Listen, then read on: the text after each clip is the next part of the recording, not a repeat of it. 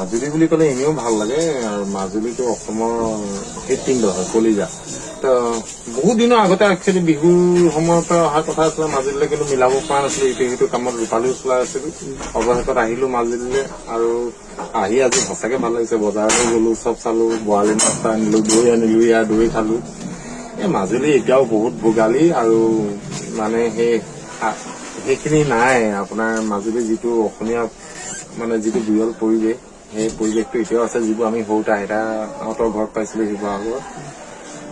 মানুহবোৰ মৰম চেনেহ মাজুলী সদায় বহুত বেছি, আৰু বহুত মানুহ ইয়াত আছে মোৰ চিনাকি, মোৰ লগত মানে সম্পৰ্ক থকা, মেছেজ কৰি থকা, মোলৈ ফোন কৰি থকা, তেওঁলোককো লগ পাইছো আৰু বহুত আহিব এতিয়া। সঁচাকে ভাল লাগে। মাজুলীখন আহিলে কিবা ঘৰতে থকা নিচিনা লাগে মোৰ।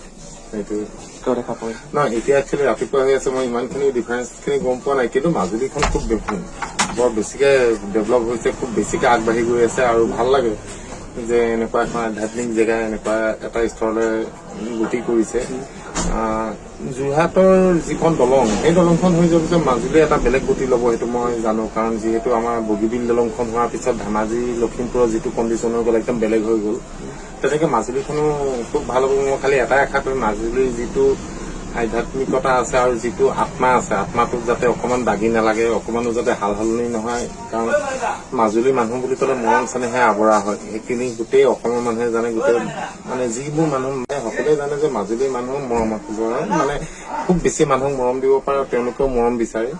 তো মই ভাবো সেই বস্তুখিনি সদায় তেনেকে থাকিব লাগে। মাজুলীয়ে হৈ থাকক, মাজুলীৰ মানুহখিনি মাজুলীৰ মানুহে হৈ থাকক। আৰু আমি এনেকে বাহিৰৰ যিখিনি মাজুলীৰ বাহিৰৰ মানুহ, তেনেকে মাজুলীখনৰ প্ৰাণ ভৰি যাতে ভাল পাই থাকিব পাৰো, মই তাকে আশা কৰিম। মাজুলীক কেলে ভাল পাওঁ, মানুহখিনি ভাল কাৰণে ভাল পাওঁ।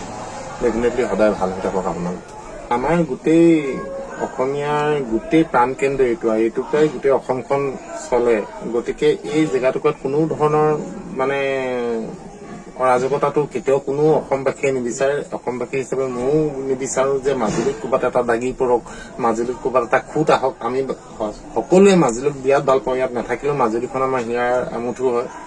ত' মাজুলীখনৰ ভাল হওক, মাজুলীখনৰ মানুহখিনি ভাল হওক, তাকে কামনা কৰিব। আৰু মানুহখিনি সেই আগৰ নিচিনাই মৰমীয়াল হৈ থাকক সদায়। দলংখন হোৱাৰ পিছতো আপোনালোক মৰমীয়াল হৈ থাকিব, আৰু মৰমেহে সকলোকে আকৰ্ষিত কৰে, সেইটো মই জানো। নাই, সেইটোতো হয় চাওক, এতিয়া ফেৰী যিটো যাত্ৰা, সেইটো সঁচাকে অলপ ৰোমান্টিক হয়, ভাল লাগে। কিন্তু সময়ৰ লগে লগে পৰিৱৰ্তন হবই লাগিব। আপুনি যদি পৰিৱৰ্তন নহয়, তেনেহ'লে উন্নতি কেনেকে হ'ব? দলংখন খুবেই জৰুৰী, কিয়নো যেতিয়া বেমাৰ আজাৰ হয়, যিসকল ভুক্তভোগী মাজুলীবাসী মানুহে পাইছে, তেওঁলোকেহে জানে যে এখন ফেৰী ৰাতি পাৰ হবলৈ কেনেকুৱা কষ্ট হ'ব পাৰে, বা কিবা এটা ইমাৰ্জেঞ্চি যোৰহাট ডিব্ৰুগড় যদি যাবলগীয়া হয় কি কণ্ডিশ্যন হ'ব পাৰে, ইয়াত থকা মানুহখিনি বুজি পায়। দলংখনৰ প্ৰয়োজনীয়তা খুবেই বেছি। দলংখন হলে মাজুলীখন চাৰিওফালৰ পৰা খুব উন্নতিৰ পথত আগবাঢ়িব। কিন্তু মই এটা কথা সদায় জানো, আপুনি যিয়ে হওক যিয়ে নহওক, মানুহৰ যিটো আত্মা থাকে, আত্মা সলনি কেতিয়াও নহয়। মাজুলীৰ যিটো আত্মা আছে, সেই আত্মাটোৰ সলনি কেতিয়াও নহয়। মাজুলী সত্ৰনগৰী সদায় সত্ৰনগৰীয়ে হৈ থাকিব, আৰু মাজুলীৰ পৰাই গোটেই অসমখন চলি থাকিব। মই সেইটো জানো। অসমখন চলি থাকিব মানে অসমৰ কলা সংস্কৃতি, অসমৰ উশাহ নিশাহ চব মাজুলীৰ পৰাই আৰম্ভ হয়। ত' মই সদায় এটাই আশা কৰিম, মাজুলীখন সদায় ভাল হওক, মাজুলীখন উন্নতি আটাইতকৈ ওপৰলৈ যাওক, আৰু মাজুলীবাসীয়ে সকলো সুবিধা লাভ কৰক, যিবোৰ আমি তিনিচুকীয়াত পাওঁ, যিবোৰ যোৰহাটত পাওঁ, এওঁলোকে কিয় পাব নালাগে? দলংখন হলে সেইবোৰ বৰ সহজলভ্য হওক, তেনেকুৱা হওক, চবৰে ভাল হওক। এওঁলোকে বহুত বঞ্চিত হৈ আছিলে, বহুত দিনৰ আগতে সেইখন দলং কৰিব লাগিছিল, কিন্তু বহুত দেৰি কৰিলে দলং কৰোঁতে।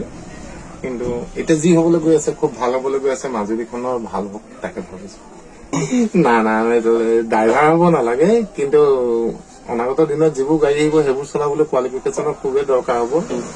এইটো প্ৰফেশ্যন হিচাপে ল'ব পাৰি যদি সেইটো লেভেলত গুচি যায়। কিন্তু এতিয়া আমি যিটো কণ্ডিশ্যনত জীয়াই আছো, এইটো কণ্ডিশ্যনত মই কাকো নকওঁ আপোনালোকে ড্ৰাইভাৰ, তোমালোকে ড্ৰাইভাৰ হোৱা, তোমালোকে আহা, ইয়াত তেনেকুৱা একো নাপাবা।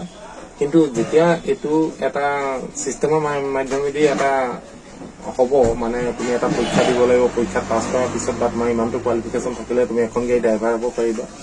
তাৰপিছত ড্ৰাইভিং লাইনটো খুব ভাল লাইন, আৰু মজা লাগে। ইয়াত জীয়াই থাকি ভাল লাগে, ফূৰ্তি কৰি ভাল লাগে। এতিয়া আমি মাছ ভাত বনাই খাই বৈ আমি হোৱা ধান্দা কৰি আছো, কেতিয়া ভাত হ'ব, কেতিয়া খাম, কেতিয়া শুম। আৰু পৃথিৱীৰ সকলো মানুহে এই সময়ত অফিচ, ঘৰ, কাছাৰী, স্কুল, কলেজ কৰি আছে। আমাৰ লাইফটো একদম সম্পূৰ্ণ ওলোটা লাইফ। এই লাইফটো জীয়াই থাকি মজা লাগে। কিন্তু এতিয়াই কোনো মানুহক ড্ৰাইভিং লাইনত আহিবলৈ মই কেতিয়াও নকওঁ, বৰ কষ্টকৰ লাইন আৰু কোনো ভৱিষ্যত নথকা লাইন। কিন্তু এতিয়া যিবোৰ গাড়ী আহিব বৰ হাইলি মানে টেকনিকেলি বহুত হাই গাড়ী আহিব, সেইবোৰ গাড়ী চলাবৰ কাৰণে একদম পুৰা পঢ়া শুনা ল'ৰা ছোৱালী লাগিবই।